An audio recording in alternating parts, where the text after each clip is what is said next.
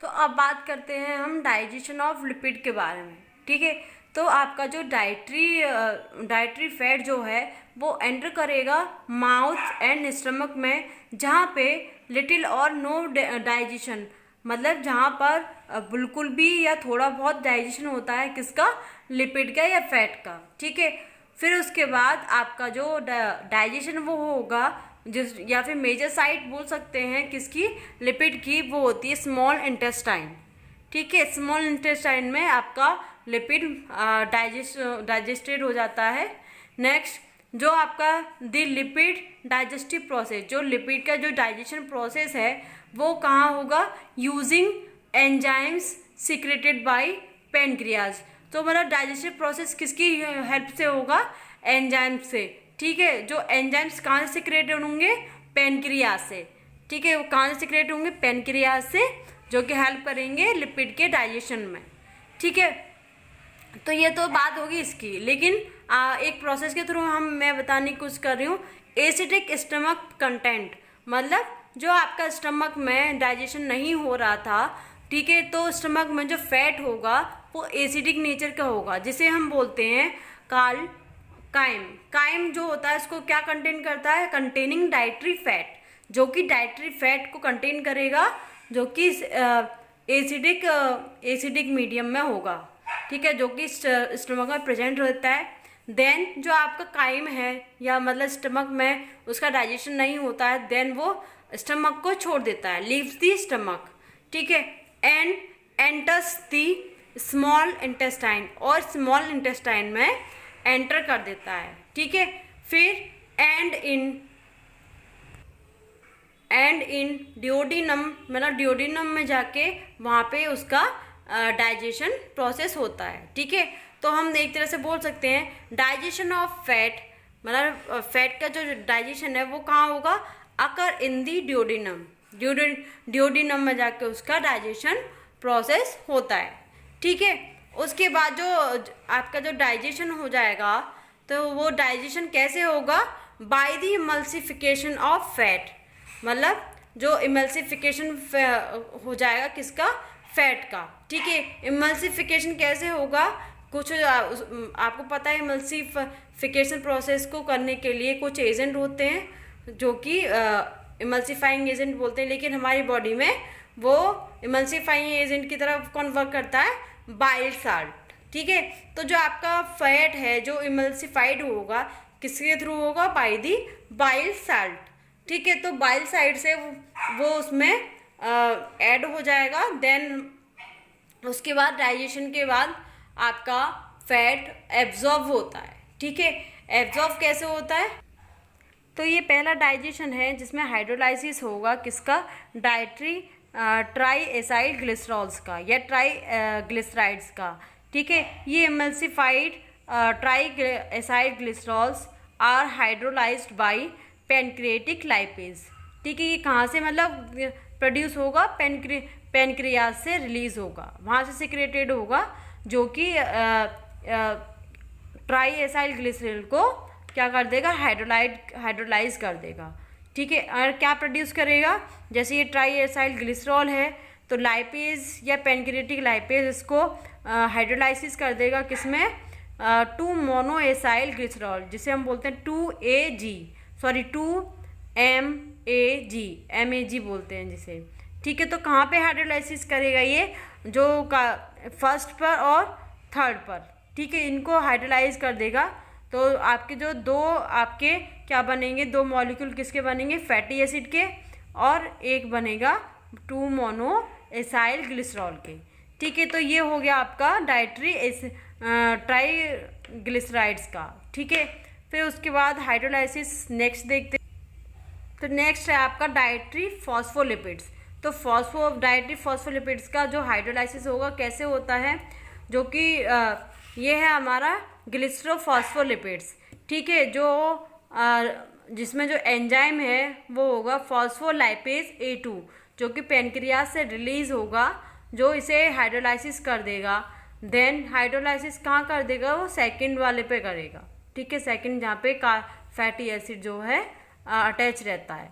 Then आपको क्या बनाएगा, लाइसोफॉस्फोलिपिड। ठीक है,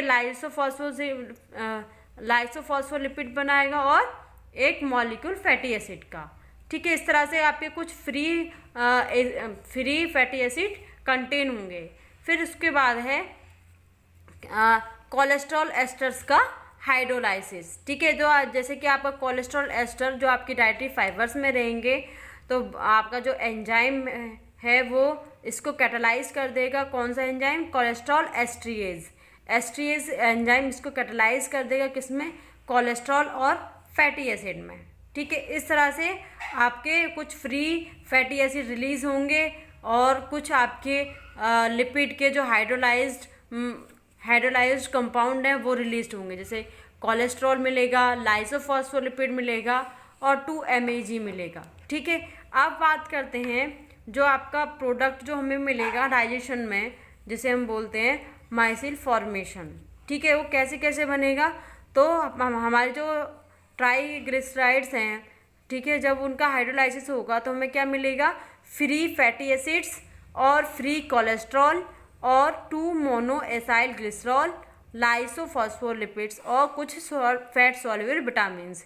जब इनका हाइड्रोलाइसिस हो जाता है, जब इनका डाइजेशन हो जाएगा बाय दी बाइल साल्ट, जब इसमें बाइल साल्ट इनको इमल्सिफाइड कर देगा तो हमारा बनता है मिसिल्स। ठीक है, मिसिल्स बनता है। तो इस तरह से ये क्या है? प्रोडक्ट्स ऑफ लिपिड डाइजेशन या मिसिल फॉर्मेशन। तो इसमें आपके सारे जो हाइड्रोलाइज्ड कंपाउंड हैं किसके? फैट के, वो हो जाएंगे कंबाइंड और बाइल साल्ट। ठीक है, अब बात करते हैं इनका ट्रांसपोर्टेशन कैसे होता है। तो ट्रांसपोर्टेशन कैसे होगा और वो एब्जॉर्ब्ड कैसे होता है? तो मिक्स्ड मिसल्स या लिपिड जो कंपोनेंट्स थे वो approach the brush border membrane of intestinal mucosal cells. जो इंटेस्टाइनल म्यूकोजल सेल की जो ब्रश बॉर्डर होती है, तो वहाँ पे आपका ये जो मिक्स्ड मिसल्स है वो वहाँ पे पहुँच जाता है। Then absorbed into mucosal cells, और वो कहाँ जाके एब्जॉर्ब्ड हो जाएगा? म्यूकोजल सेल्स में बाय द डिफ्यूजन। तो डिफ्यूजन प्रोसेस है उसके थ्रू।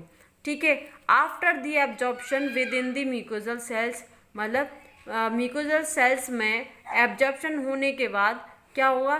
द फॉलोइंग इवेंट्स अकर, कुछ आपके कुछ प्रोसेस जो है फिर से अकर होंगे। जैसे 2 मोनो एसाइल ग्लिसराइल है, वो क्या होगा? रीसिंथेसिस होगा, कैसे?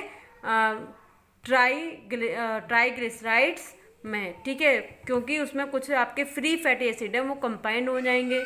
देन फैटी एसिड्स क्या बनाएगा आपका?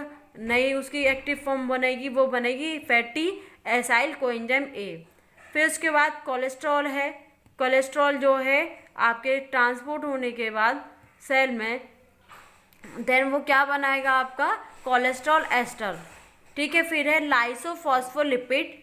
लाइसोफॉस्फोलिपिड जो है आपका ट्रांसपोर्ट होने के बाद या कैटालाइज होने के बाद क्या बनाएगा? फॉस्फोलिपिड। ठीक है, फिर उसके बाद इस तरह से आपके ये फिर से ट्रांसपोर्ट हो जाएंगे या कंबाइन हो जाएंगे, recombine with protein to form chylomicrons, जो कि लिपोप्रोटीन का टाइप्स होता है। ठीक है, इसमें 4 टाइप्स होते हैं, VLDL, LDL और HDL। फिर उसके बाद होता है काइलोमाइक्रोन्स। तो इस तरह से ये काइलोमाइक्रोन्स फॉर्म्ड होगा। ठीक है, कैसे होगा? इसमें जो ये आपके जितने भी ये कंपोनेंट्स हैं लिपिड के, ये क्या बनाएंगे? प्रोटीन के साथ मिलके काइलोमाइक्रोन्स बना देंगे। ठीक है, जिसमें इसकी काइलोमाइक्रोन्स की जो कंपोजिशन है वो इस तरह से रहेगी, जैसे कि ये ट्राई एसाइल ग्लिसरॉल है, कोलेस्ट्रॉल एस्टर और फॉस्फोलिपिड या प्रोटीन एपोलिपोप्रोटीन। ठीक है, तो इसमें जो कंपोजिशन रहेगी वो इसमें काइलोमाइक्रोन्स जिसमें 85 to 19% रहेगा। ठीक है, काइलोमाइक्रोन्स में कितना परसेंट रहेगा? 85 to 90%। ठीक है, उसके बाद कोलेस्ट्रॉल कितना परसेंट रहेगा? 5%, फॉस्फोलिपिड 7% और प्रोटीन या एपोलिपोप्रोटीन वो रहेगा 1 से 2%। ठीक है, अब बात करते हैं these are resynthesised in the intestinal mucosa. ये जो फिर से रीसिंथेसाइज हो जाते हैं किसमें? म्यूकोजल इंटेस्टाइनल म्यूकोजा में। And absorbed fat soluble vitamins, जो फैट सॉल्युबल विटामिन्स है वो उसमें एब्जॉर्ब्ड हो जाए। Then transported from mucosal cells, जो फिर म्यूकोजल सेल से ट्रांसपोर्ट जाते हैं कहाँ पे, इनटू लिम्फ, लिम्फ से फिर in the form of lipoprotein, lipoprotein के फॉर्म में ये ट्रांसपोर्ट हो जाएंगे, जिससे लिपोप्रोटीन मैंने बताया था क्या होता है, एक टाइप है वो है काइलोमाइक्रोन्स।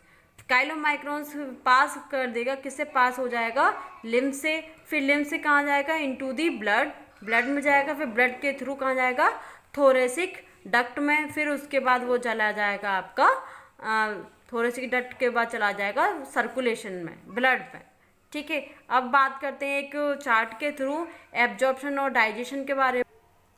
जैसे कि ये आपके कुछ जिसे हम बोलते हैं मिक्स्ड मिशल्स, ठीक है, ये जो हमें कहाँ से मिलते हैं, हाइड्रोलाइसिस ऑफ लिपिड्स, जो डाइटरी लिपिड्स होते हैं वहाँ से।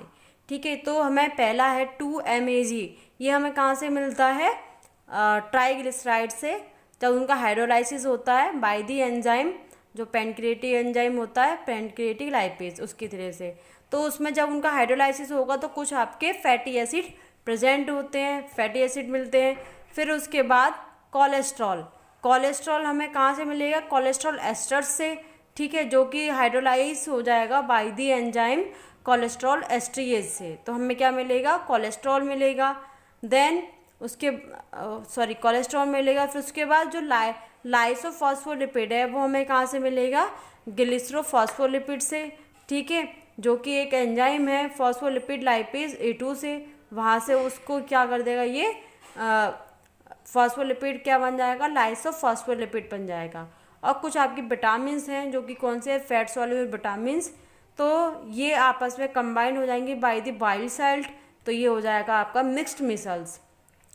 जब ये इंटेस्टाइनल ल्यूमेन में प्रेजेंट होंगी, ठीक है, जो कि इंटेस्टाइनल म्यूकोजल सेल है ये, ठीक है, सेल के अंदर यहाँ पे इसे एंट्री करने के लिए, जो कि क्या है, एक ब्रश लाइक बॉर्डर है, ठीक है, वो डिफ्यूज़ हो जाएंगी एजिड फॉर्म में, इसी फॉर्म में आपके इंटेस्टाइनल और म्यूकोजल में पहुँच जाएंगी।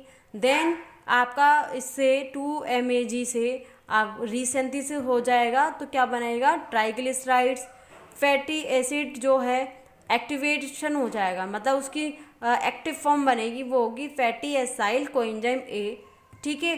फिर उसके बाद जो कोलेस्ट्रॉल है वो फिर से रीसिंथेसिस हो जाएगा, तो क्या बनाएगा, कोलेस्ट्रॉल एस्टर, और लाइसोफॉस्फोलिपिड से हमें फिर से रीसिंथेसाइज हो जाएगा, किसमें, फॉस्फोलिपिड में। फिर विटामिन जो है वो एजिड आपकी एंट्री कर जाएंगी, मतलब फिर उसके बाद जो फैटी एसिड एसाइल कोएंजाइम है वो हेल्प करती हैं किसमें, रीसिंथेसाइज करने में, क्योंकि फैटी एसिड आपका 2-MAG के साथ कंबाइंड हो जाएगी, ठीक है, तो क्या बनाएगा, ट्राइग्लिसराइड्स बने जाएगा। फिर उसके बाद जो फैटी एसाइल कोएंजाइम फिर से कोलेस्ट्रॉल के साथ कंबाइंड हो जाएगा, तो क्या बनाएगा, कोलेस्ट्रॉल एस्टर्स। फिर फैटी एसिड जो है फिर से आपका कंबाइंड हो जाएगा किसके साथ, लाइसोफॉस्फोलिपिड के साथ, तो क्या बनेगा आपका, फॉस्फोलिपिड। तो ये सारी ये जो कंपोजिशन है, ये तीनों जो कंपोजिशन है, ये 1 2 3 4 5, ये आपके कुछ कंपोजिशन है जो लिपिड कंपोनेंट हैं, वो एपोलिपोप्रोटीन, जो प्रोटीन पार्ट है एपोलिपोप्रोटीन के साथ कंबाइंड होने के बाद क्या बनाते हैं, काइलोमाइक्रोन्स, जिसे हम बोलते हैं काइलोमाइक्रोन्स, इसको फॉर्म्ड करते हैं। तो इस फॉर्म में ये इंटेस्टाइनल म्यूकोजल सेल से ये कहाँ जाएंगी, लिम्फेटिक सिस्टम में पहुँच जाती हैं, ठीक है। लिम्फेटिक सिस्टम में पहुँचने के बाद ये कहाँ जाएंगी, थोरेसिक डक्ट में, फिर थोरेसिक डक्ट के से पास हो जाएंगी जनरल सर्कुलेशन में। इस तरह से इनका डाइजेशन और एब्जॉर्प्शन होता है, ठीक है। तो ये हुआ digestion and absorption of lipid, ठीक है।